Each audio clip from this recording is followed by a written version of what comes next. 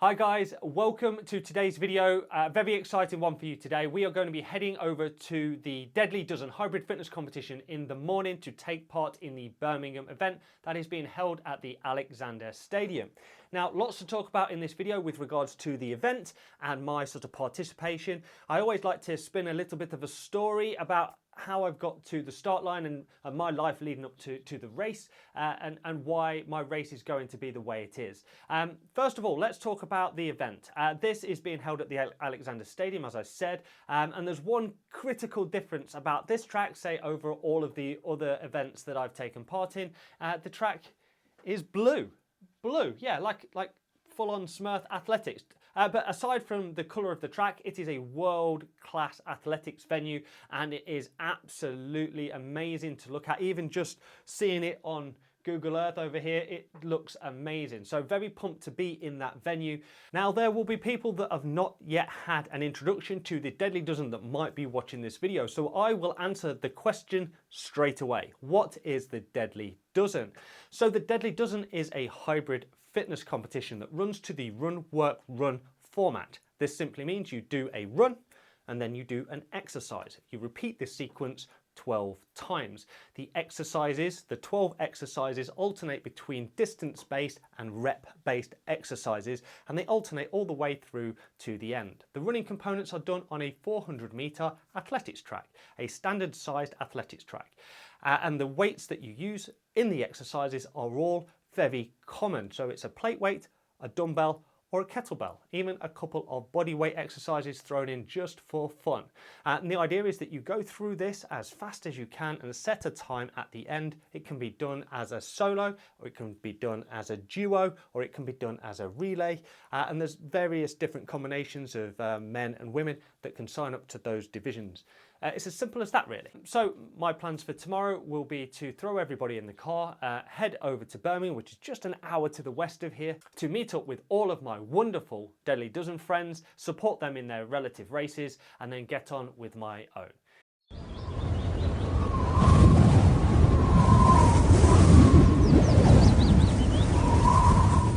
Okay, so I have arrived for my race, which will occur in about 20 minutes. I've been around the track filming my first walk the floor video for the Deadly Dozen.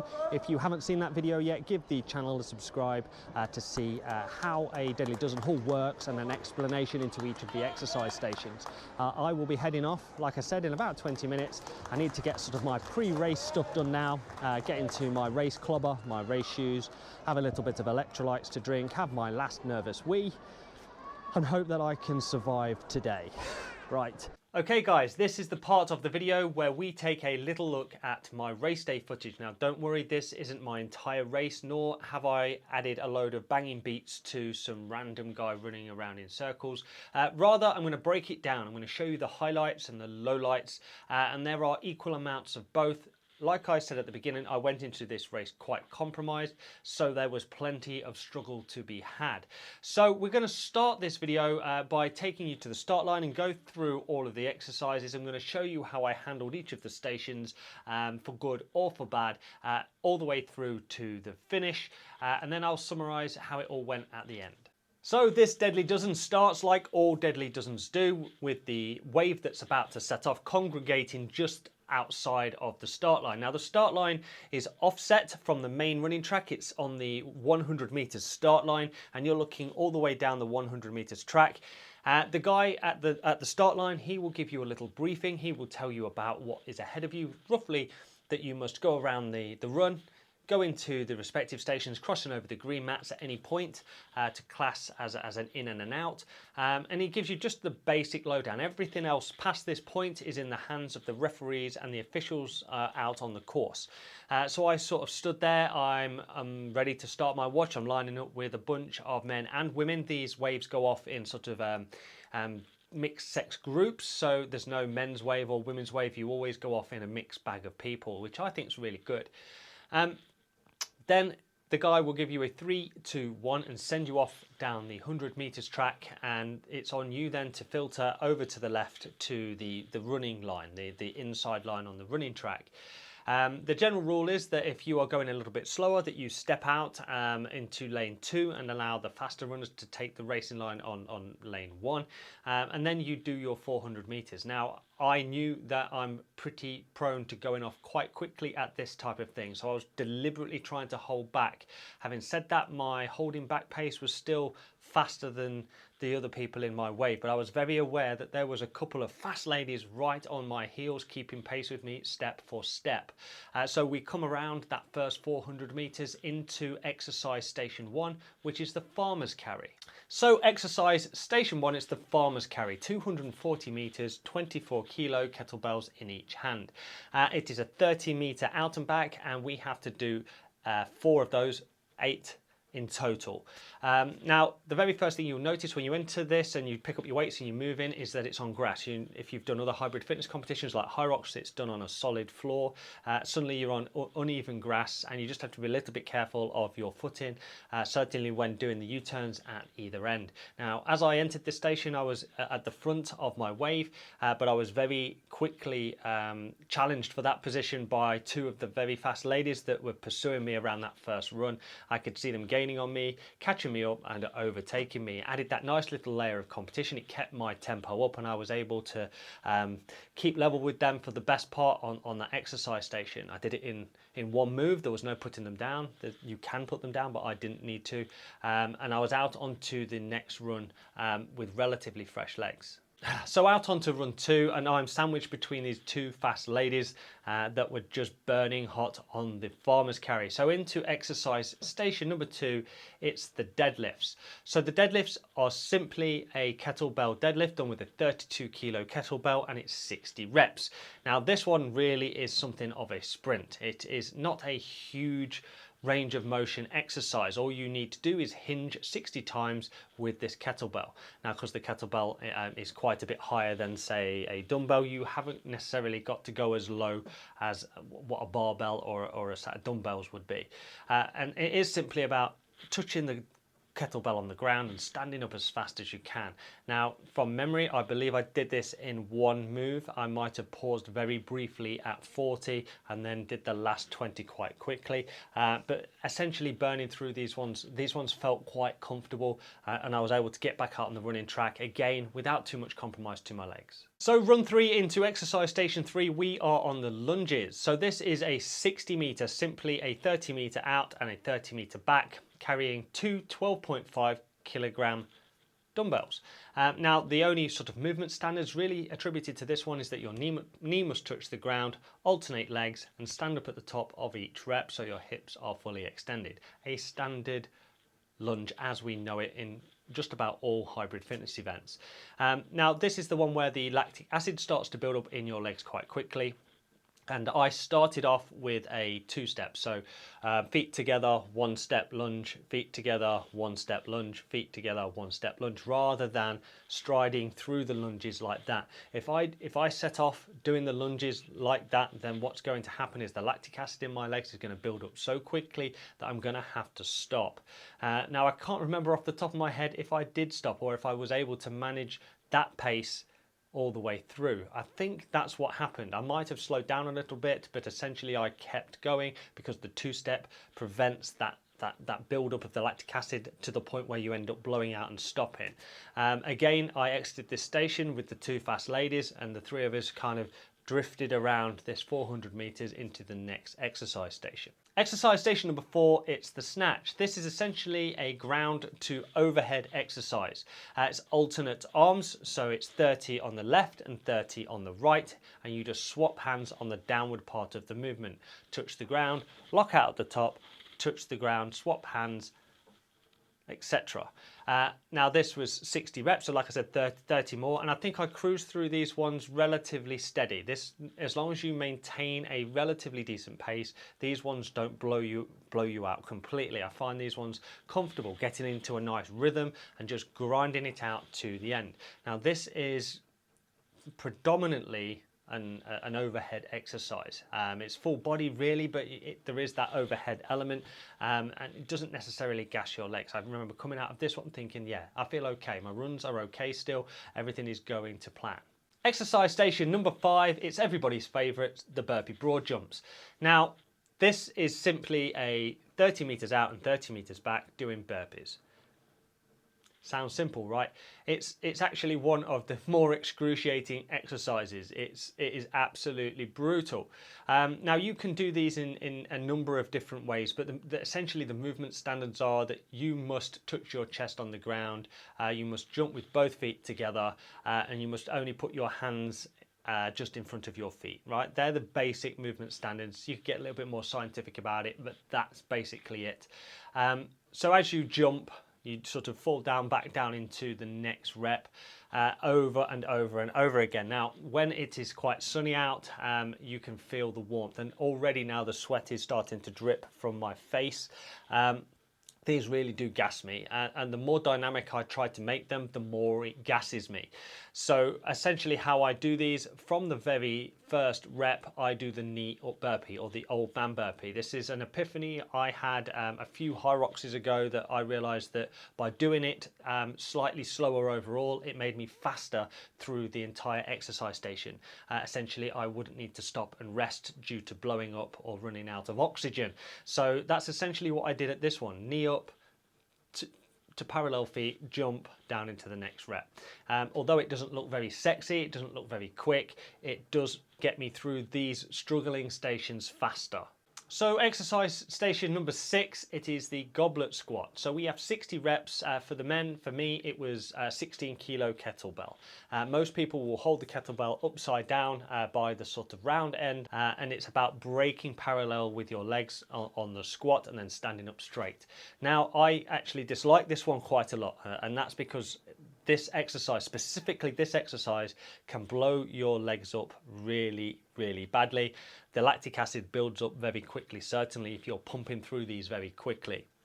So knowing this, having done this before, I deliberately broke at reps of 20. Now you can easily rest too long on this exercise. I was dangerously close to standing around, wasting too much time, but I was very aware that my legs just needed that extra second to recover before going out on the next run. So I did 20, 20. I even think the last 2 sets were broken into 10s.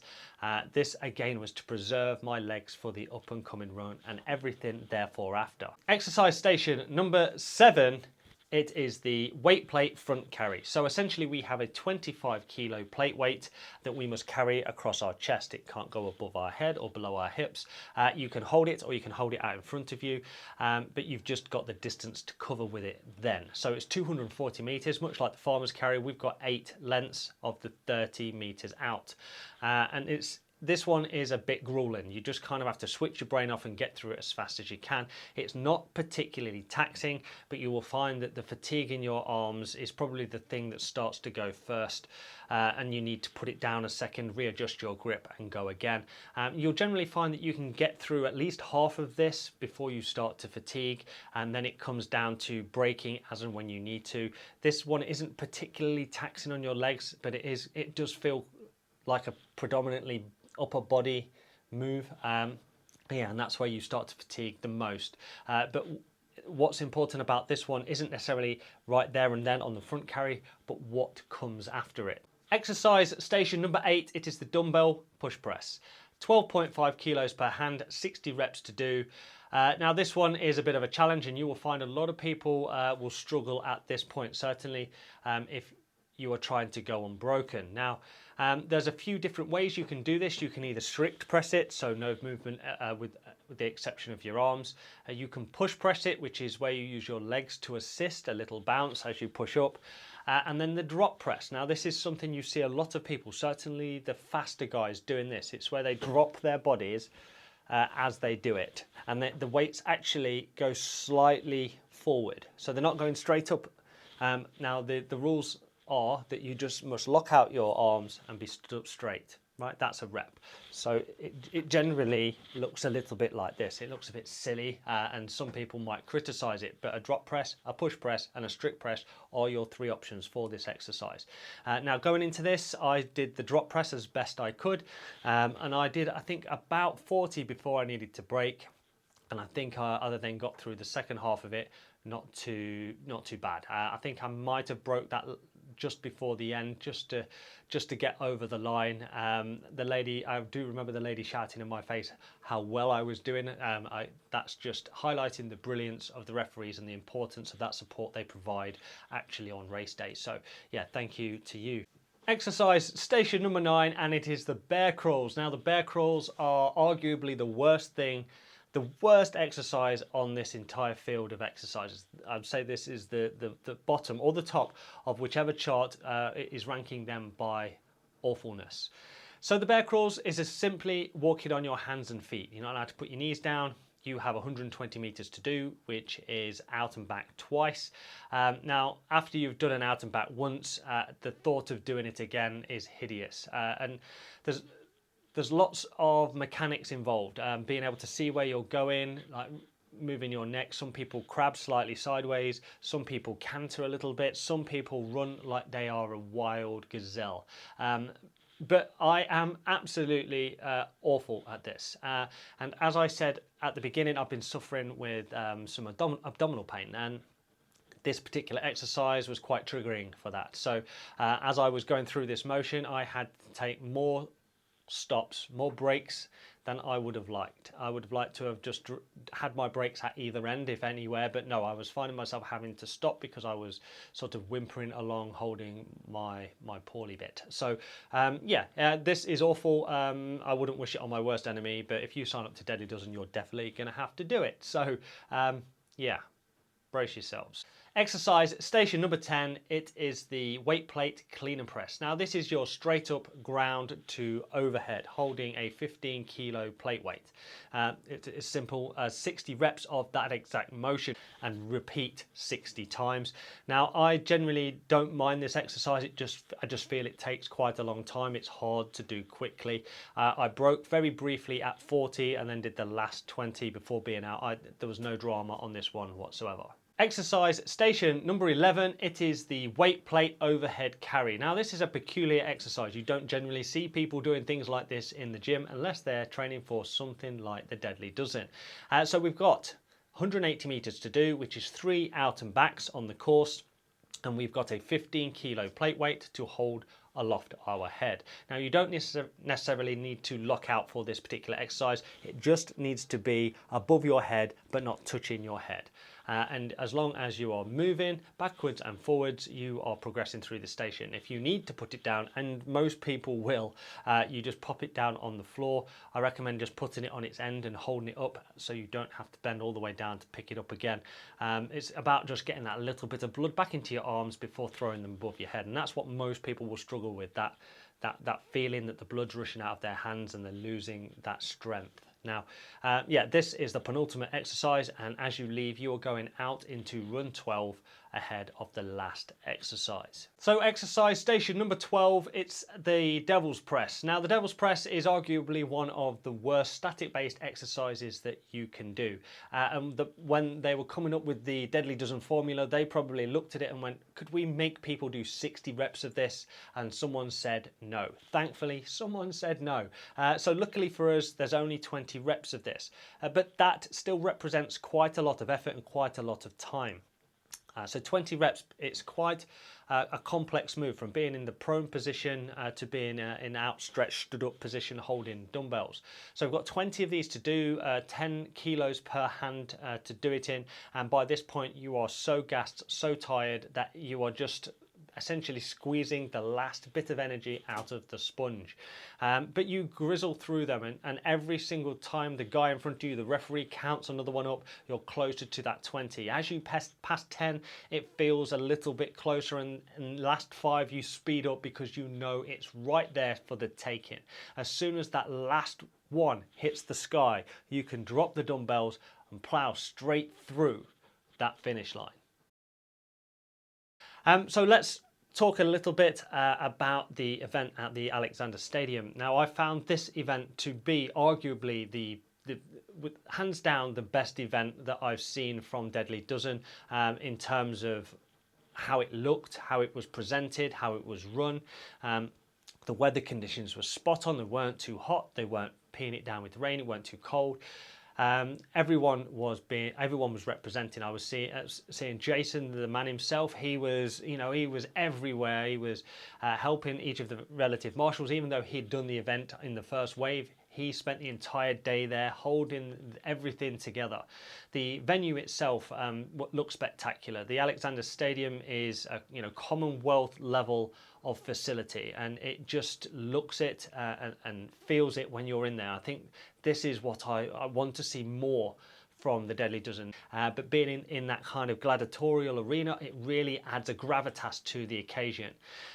Yeah, a brilliant day, and I know I've banged on a little bit about not being at 100% currently, but there was absolutely no way that I was prepared to not go to this event. So what do you get for racing a Deadly Dozen? Do you get a patch? Do you get a medal? Well, you get both. Both!